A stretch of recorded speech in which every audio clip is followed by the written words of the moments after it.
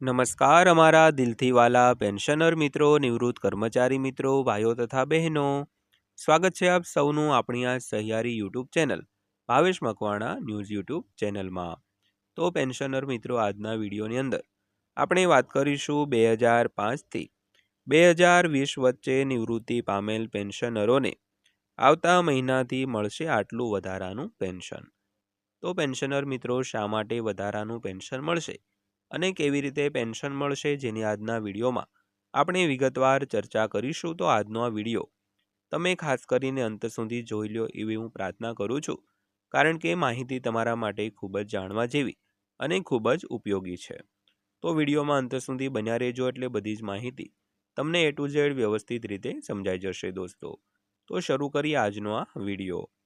તો સૌથી પહેલાં થોડીક વાત કરીએ તો 8મા પગાર પંચની 13થી 14 મેના રોજ દિલ્હી બેઠકની અપડેટ। તો 8મા પગાર પંચે સંરક્ષણ અને રેલવે યુનિયનો સાથે વાતચીત શરૂ કરી છે। તો ખાસ કરીને 8મા પગાર પંચે પોતાની ગતિવિધિઓ તેજ કરવા માટે દિલ્હી ખાતે 13 અને 14 એટલે કે ગઈકાલે અને તે પહેલા દિવસે તો ખાસ કરીને રેલવે તેમજ સંરક્ષણ વિભાગો સાથે 8મા પગાર પંચે વાતચીતો શરૂ કરી છે। તો શું વાતચીતો શરૂ કરી છે અને કયા કયા નિર્ણયો આપ્યા છે, જેની આજના વિડીયોમાં આપણે ચર્ચા કરીશું। તો આજનો વિડીયો તમે ખાસ કરીને અંત સુધી જોઈ લેજો। તો સૌથી પહેલાં જો વાત કરીએ તો 8મી CPC દિલ્હી બેઠક। તો 8મું CPC દિલ્હીમાં સંરક્ષણ અને રેલવે યુનિયનોને મળે છે।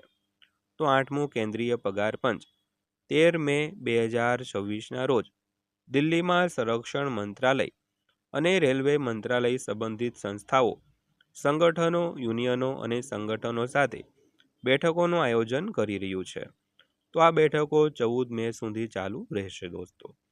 તો ખાસ કરીને 8મું પગાર પંચ 13 મે અને 14 મે આ બે દિવસે જે રેલવે અને સંરક્ષણના જે સંબંધિત સંસ્થાઓ છે, સંગઠનો છે અને યુનિયનો છે, તેની સાથે બેઠકનું આયોજન છે તે કરી રહ્યું છે અને આ બેઠકો છે તે 14 મે સુધી ચાલુ રહેવાની હતી।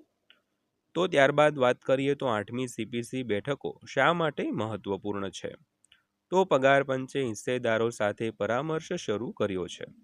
તો પગાર પંચે ખાસ કરીને જે કર્મચારીઓ તેમજ પેન્શનરો છે તેમની સાથે વાતચીતો પણ શરૂ કરી દીધી છે। તો આયોગ સંરક્ષણ દળો અને રેલવેના પ્રતિનિધિઓ સાથે વાતચીત કરી રહ્યું છે। તો પગાર અને પેન્શન ભલામણોને અંતિમ સ્વરૂપ આપતા પહેલા ચર્ચા પ્રક્રિયાનો એક ભાગ છે। તો પગાર, પેન્શન, ભથ્થા અને સેવાની શરતો સંબંધિત મુખ્ય મુદ્દાઓ પર ચર્ચા થવાની છે તે અપેક્ષાઓ છે।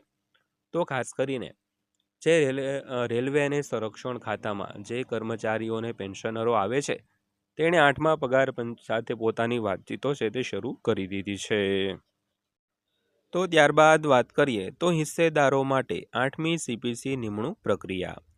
તો હિસ્સેદારોએ 10 મે સુધીમાં અરજી કરવાની હતી અને યુનિયનો અને સંગઠનોએ 10 મે 2026 સુધીમાં ઓનલાઈન નિમણૂક વિનંતીઓ સબમિટ કરવાની હતી। તો અરજદારોએ તેમના સંબંધિત મેમોરેન્ડમ ફાઇલ કર્યા પછી જનરેટ થયેલ અન્ય મેમો ID પણ સબમિટ કરવાની હતી। તો મીટિંગ સ્થળ અને સમય અલગથી જણાવવામાં આવ્યો હતો। તો ખાસ કરીને આ બેઠકમાં ભાગ લેવા માટે દરેક યુનિયનો અને સંગઠનોએ અગાઉ 10 મે સુધીમાં પોતાનું રજિસ્ટ્રેશન છે તે કરાવવાનું હતું। તો જે લોકોએ ઓનલાઈન રજિસ્ટ્રેશન કરાવ્યું હોય તેમને મીટિંગનું સ્થળ અને અલગથી સમય છે તે આપવામાં આવ્યો હતો। ત્યારબાદ વાત કરીએ તો 8મી CPC ભલામણ અહેવાલ ક્યારે સબમિટ કરવામાં આવશે। તો 8મા પગાર પંચમાં ભલામણ અહેવાલ રજૂ કરવા માટે 18 મહિનાની સમયમર્યાદા છે। તો સરકારે કમિશનને સંદર્ભ શરતો એટલે કે ટર્મ્સ ઓફ રેફરન્સ જાહેર થયાના 18 મહિનાની અંદર તેમનો અહેવાલ રજૂ કરવા માટે જણાવવામાં આવ્યું હતું। તો જો ભલામણ અહેવાલ રજૂ કરવામાં વિલંબ થાય તો કમિશન વચગાળાનો અહેવાલ પણ રજૂ કરી શકે છે। તો કર્મચારીઓ અને પેન્શનરો પગાર અને પેન્શનમાં સંભવિત સુધારા પર નજીકથી નજર રાખી રહ્યા છે દોસ્તો। ત્યારબાદ જોઈએ તો 8મા પગાર પંચના પહેલાના મુખ્ય પરિબળો। તો 8મું પગાર પંચ તેમનો અહેવાલ તૈયાર કરતી વખતે શું ધ્યાનમાં લેશે। તો સૌથી પહેલાં ભારતની આર્થિક સ્થિતિ અને રાજકોષીય શિસ્ત. ત્યારબાદ કલ્યાણ અને વિકાસ ખર્ચ માટે ભંડોળની ઉપલબ્ધતા તેમજ પેન્શન યોજનાઓનો નાણાકીય બોજ તેમજ રાજ્ય સરકારના નાણાં પર અસર.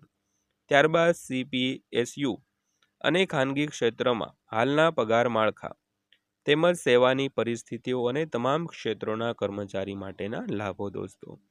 તો દોસ્તો આ હતી આજની માહિતી પસંદ આવી હોય, વિડીયો સારો લાગ્યો હોય તો વિડીયોને એક લાઈક કરજો અને આવા જ વિડીયો રોજે રોજ જોવા માટે આપણી આ ચેનલ સબસ્ક્રાઈબ કરી લેજો. તો ફરીવાર પાછા મળીશું એક નવા વિડીયો સાથે, નવી માહિતી સાથે. ત્યાં સુધી સૌને જય હિન્દ, વંદે માતરમ.